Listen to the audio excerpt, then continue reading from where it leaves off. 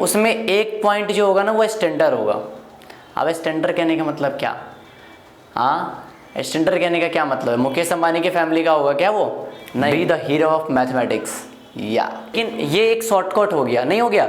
अगर आपका एक पॉइंट मूल बिंदु हो तो आपको इसको देखना ही नहीं है, आपको डायरेक्ट क्या करना है, रूट अंडर। चलिए आइए, है ना, हमें ना आप लोग पे तरस आ गया, ठीक है ना, तो हमने सोचा क्यों नहीं एक क्वेश्चन और बता दिया जाए।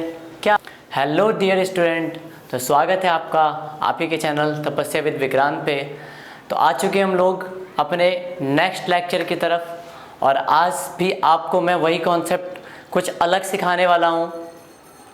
तो कृपया करके वीडियो में बने रहें और देखते जाएं, इसे नोट करते जाएं, आपके एग्ज़ाम में काफ़ी हेल्पफुल रहने वाला है ये। और इवन अगर आप लोगों ने अच्छे ढंग से अगर नहीं पढ़ा है तो उसमें भी आपका बहुत ही हेल्पफुल रहेगा ये मेरी गारंटी है। तो चलिए हम लोग अपने बात को आगे बढ़ाते हैं, क्योंकि आपका समय बहुत ही कीमती है और मेरा भी समय बहुत कीमती है, तो आपका समय वेस्ट ना जाए इसलिए ज़्यादा डिस्कशन नहीं करेंगे हम लोग, सिर्फ पढ़ाई की बातें करेंगे, ठीक है? क्योंकि पढ़ाई लिखाई की जगह पर कोई डिस्टरबेंस नहीं होना चाहिए।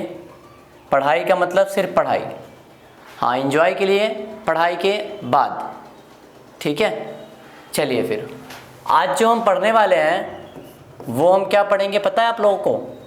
आज भी हम लोग दूरी ही निकालेंगे, लेकिन उसमें एक पॉइंट जो होगा ना वो स्टैंडर्ड होगा। अब स्टैंडर्ड कहने का मतलब क्या? हाँ, स्टैंडर्ड कहने का क्या मतलब है? मुकेश अंबानी के फैमिली का होगा क्या वो? नहीं। ध्यान दीजिए, अब आपको जो दूरी निकालनी होगी ना उसमें एक बिंदु होगा मूल बिंदु, ठीक है? यानी कि अब आपको उसमें एक बिंदु जो दिया रहेगा वो क्या रहेगा? मूल बिंदु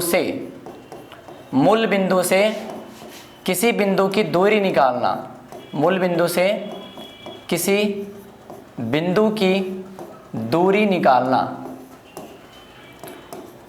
तो आप देखते रहें कि कॉन्सेप्ट क्या है, आप लोगों को पूरा समझ में आ जाएगा, ये मेरी गारंटी है। Be the hero of mathematics या। चलिए, तो क्या कह रहा है? मूल बिंदु से किसी बिंदु की हम दूरी कैसे निकालेंगे? क्या है फंडा ये? Suppose let's see, this is our y axis and this is our x axis, and here is a point, let's say A, and these coordinates are x1 and y1.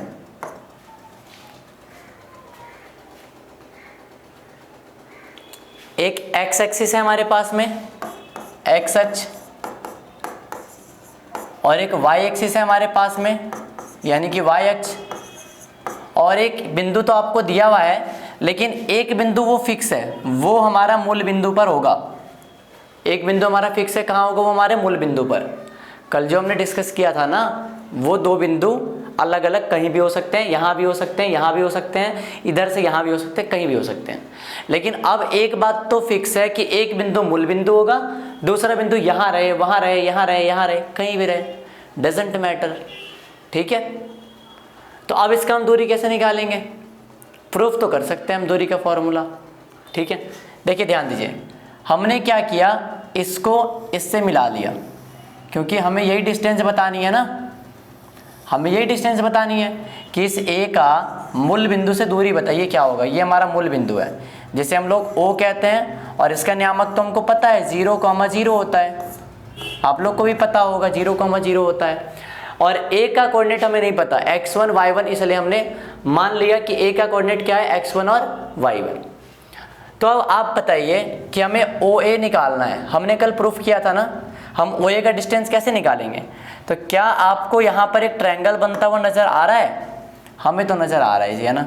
ये देखिए, ये देखिए, ये देखिए, दिख रहा है ये ट्रायंगल आपको? इसे हम B मान लेते हैं, और ये 90 डिग्री का एंगल भी बनता हुआ दिख रहा है हमें, तो ठीक है? तो यही 90 के सामने वाला ना कर्ण होता है, और हमें यही कर्ण तो निकालना है, क्या होगा? अच्छा, ये दोनों लंबाई हमें नहीं पता है क्या? बिल्कुल पता है। क्यों?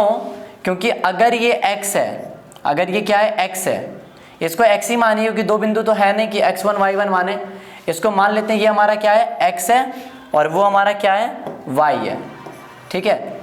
देखिए दो बिंदु रहेगा तब तो x1 y1 मानेंगे, यहाँ तो एक ही बिंदु है तो x मान लिए और y मान लिए। अब आप ही बताइए कि अगर एक पॉइंट है जिसका नियामक है x और y, तो इसका x कितना होगा? अगर हमें इस पॉइंट का x पता लगाना है तो इसका x कोऑर्डिनेट कितना है? x है, तो मतलब ये दूरी जो होगा ना वो हमारा x होगा, ठीक है। और ऐसे ही बताइए आप ये y कितना होगा? y, तो y को देखेंगे हम, y कितना होगा? ये हमारा y आ गया।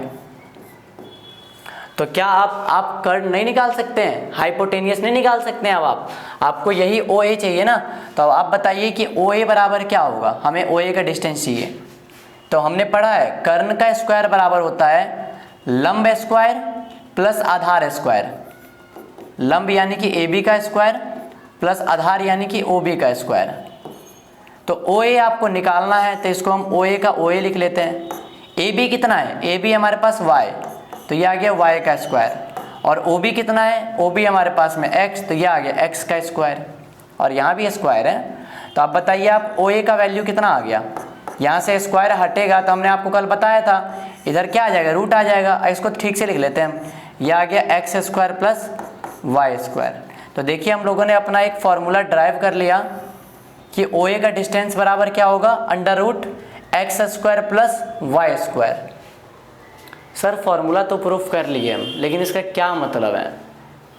कैसे हम क्वेश्चन को बनाएंगे? हम कब समझेंगे कि ये क्वेश्चन अप्लाई करना है, और कब समझेंगे कि कल जो हमने पढ़ा था वो क्वेश्चन अप्लाई करना है? It is so simple. अरे कुछ नहीं, हमने क्या बोला कि आपका एक बिंदु मूल बिंदु होगा तब आपको ये फॉर्मूला लगाना है। सपोज हमने एक एग्जाम्पल दिया आपको, ठीक है। एग्जाम्पल क्या दिया कि एक मूल बिंदु है, तो मूल बिंदु का नियामक तो आपको पता है 0,0 होगा, और हमने आपको एक ही बिंदु दिया, मान लीजिए ये A है और इसका नियामक है 3,4, और हमने बोला कि इस मूल बिंदु से इस A का दूरी बताइए, दूरी कितना होगा? तो हम बड़े आसानी से इसका दूरी निकाल सकते हैं ना, OA बराबर। इस बार हमें x में से x को नहीं घटाना है, हमने कल पढ़ा था है ना, x1 x2 माइनस x1 का whole square plus y2 minus y1 का होल स्क्वायर। वैसे भी करेंगे तो आ जाएगा, क्योंकि यहाँ भी तो हम दूरी ही निकाल रहे हैं ना, तो वैसे भी करके आ जाएगा। लेकिन ये एक शॉर्टकट हो गया, नहीं हो गया? अगर आपका एक पॉइंट मूल बिंदु हो तो आपको इसको देखना ही नहीं है, आपको डायरेक्ट क्या करना है? रूट अंडर x का स्क्वायर और प्लस y का स्क्वायर। तो ये क्या आ जाएगा बच्चे बताइए? 3 का स्क्वायर 9, 4 का स्क्वायर 16, यानी कि रूट 25, और ये कितना आ गया बच्चे? 5 आ गया, यानी कि 5 इकाई कह देंगे इसे हम, ठीक है ना। यहाँ पे दूरी का कोई मात्रक नहीं तो हम क्या बोलेंगे? इकाई। आई होप कि आपको समझ में आया होगा। हम चाहें तो इसको x2 माइनस x1 करके भी बना लेंगे, लेकिन 3 में से 0 जाएगा तो 3 ही बचेगा ना। देखिए 3 का स्क्वायर, ऐसे ही 4 में से 0 जाएगा तो 4 ही बचेगा ना। तो हम डायरेक्ट क्यों नहीं ये लगाएंगे? आप वो भी लगा सकते हैं, आप ये भी लगा सकते हैं, लेकिन अगर एक बिंदु अगर मूल बिंदु हुआ तो आप ये डायरेक्ट फॉर्मूला का यूज करेंगे, root under X square plus Y square. I hope अब आपको समझ में आ गया होगा कि आखिर ये फंडा क्या है। ये उसी का छोटा रूप है।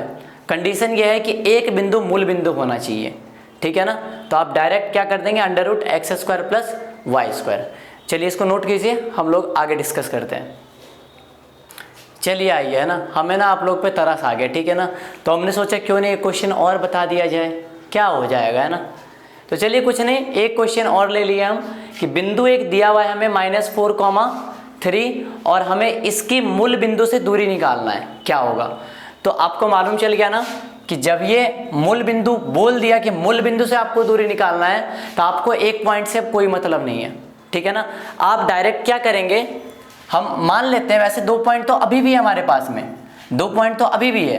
ये है हमारा A और ये हमारा B, और चाहें तो आप मूल बिंदु को हमेशा O मान सकते हैं, कोई दिक्कत नहीं है।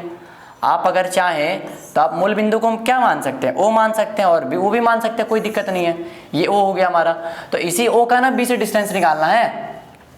O चूंकि मूल बिंदु है तो इसका नियामक क्या होगा? 0,0, और B का नियामक तो हमको दिया हुआ है -4,3। अब आप क्या करेंगे? इन दोनों के बीच का डिस्टेंस निकालेंगे। तो या तो वो वाला फॉर्मूला लगाइए, और यदि आप स्मार्ट बनना चाह रहे हैं तो आपको पता है ना ये मूल बिंदु है, तो आप डायरेक्ट कर सकते हैं। डायरेक्ट कैसे करेंगे? हमने बताया है मूल बिंदु के दूरी का फॉर्मूला क्या होता है? Root under X square plus Y square. आपको इससे मतलब ही नहीं है, अब आपको इस बिंदु से मतलब नहीं है, आपको बस इससे मतलब है अब, ठीक है। तो हम क्या कर लेंगे अब यहाँ पर, x यानी कि -4 का स्क्वायर और y यानी कि 3 का स्क्वायर, तो कितना आ गया ये, -4 का स्क्वायर तो प्लस ही होता है ना, यानी कि प्लस का 16, और 3 का स्क्वायर 9, कितना आ गया ये 25, यानी कि क्या आ गया यहाँ पर 5 इकाई। अच्छा ये तो वही आ गया है ना, लेकिन कोई नहीं, आई होप कि आप लोगों को क्वेश्चन का लैंग्वेज समझ में आ गया होगा कि क्वेश्चन पूछा कहे जाएगा आप लोगों से, ठीक है। तो अगर ऑब्जेक्टिव में आता है तो आप बनाने नहीं लग जाएंगे, इतना तो कॉमन सेंस का आप यूज कर सकते हैं ना आप।